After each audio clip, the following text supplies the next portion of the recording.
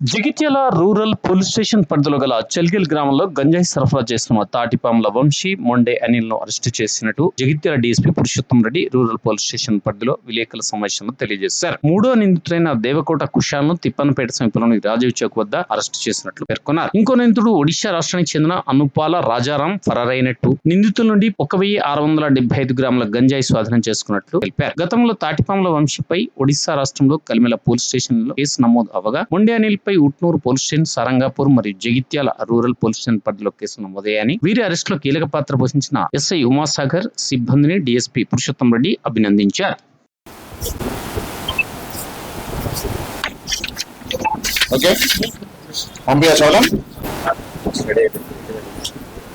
Jagtial rural police station లో పరిధిలో ఈ చెల్గల గ్రామంలో గాంజాయి విక్రయిస్తున్నట్టుగా మనకు పోలీసుకు సమాచారం అంది.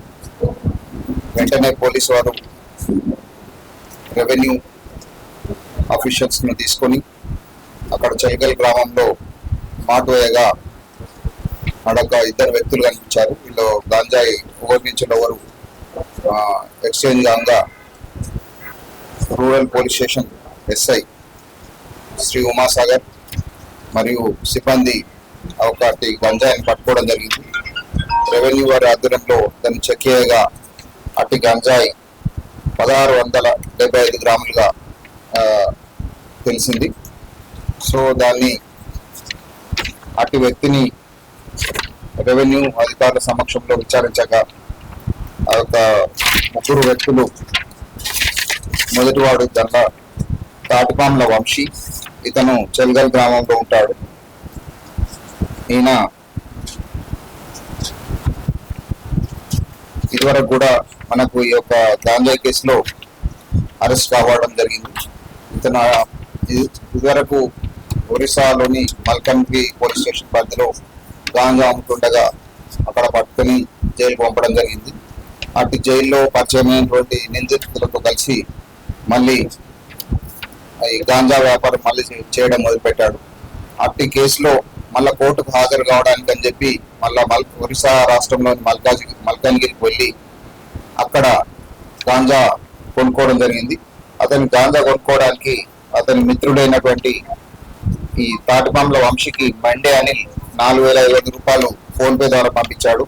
అలాగే దేవకోట కుషాల్ అని అతను కూడా 4000 రూపాయలు పంపాడు. అతి అమౌంట్ తోటి 1675 గ్రాముల గాంజాయి తీసుకొని వచ్చినప్పుడు మనకు ఈ యొక్క జగిత్యాల సిసిఎస్ పోలీసుల ఇన్ఫర్మేషన్ తో జగిత్యాల రూరల్ ఎస్ఐ తన సిబ్బందితో కలిసి పట్టుకోవడం జరిగింది. వీళ్ళందరి మీద ఈ ఎన్డీపీఎస్ కేసు పెట్టి ఈరోజు జైలు పంపడం జరిగింది. ఈ యొక్క నిందితుల వివరాలు, మొదటి అతను తాటిపాముల వంశీ అని చెప్పి 30 సంవత్సరాలు. ఇతను ఇక్కడ తారక రామనగర్ లో ఉంటాడు. అతనికి ఇది రెండో case. First case Malkajgiri Orissa రాష్ట్రంలో ఉంది. రెండో అతను మెండే అనిల్, ఇతను 22 సంవత్సరంలో. ఇతని మీద ఇది గాంజా మూడో కేసు.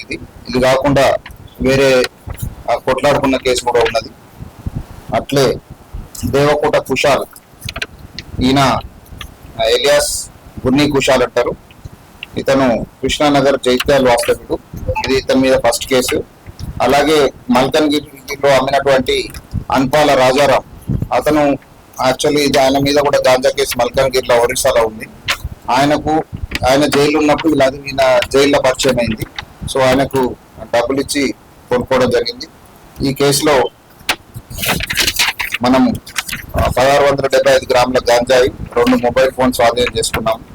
వీళ్ళందరి మీద మనం కంటిన్యూస్ గా నిఘా పెట్టి వీళ్ళను మళ్ళీ ఫర్దర్ గా ఎటువంటి ఇన్వాల్వ్ కాకుండా చూడడం జరుగుతుంది.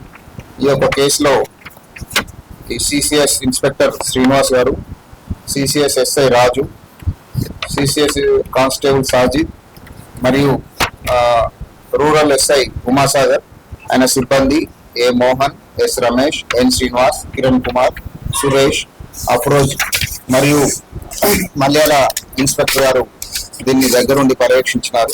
వీళ్ళందరికీ కూడా పట్టుకున్నందుకు ఎస్పీ గారు అభినందించారు. దయచేసి ఈ ప్రజలకు మనవి చేయడం ఏమంటే, ఈ గాంజాయి ఈ మధ్యలో స్కూల్లో కానీ బయట కానీ చిన్నపిల్లలు అలవాటైనట్టుగా చాలా తెలుస్తుంది. మీ పేర్లు ఎవరి కూడా బయట పెట్టాము. ఎవరిని ఉంటే మీరు ఇమీడియట్ గా మీ యొక్క దగ్గరలో ఉన్న పోలీస్ స్టేషన్ కానీ డయల్ 100 కానీ ఇన్ఫార్మ్ చేయాలని మనం చేస్తున్నాం. డెఫినెట్లీ దీనిలో పోలీసు రెగ్యులర్ గా చెకింగ్ చేస్తుంది. పబ్లిక్ కూడా మనం ఇవ్వడం ఏంటంటే ఇది మా సమస్య కాదు అనుకోకండి, ఇది అందరి సామాజిక సమస్య.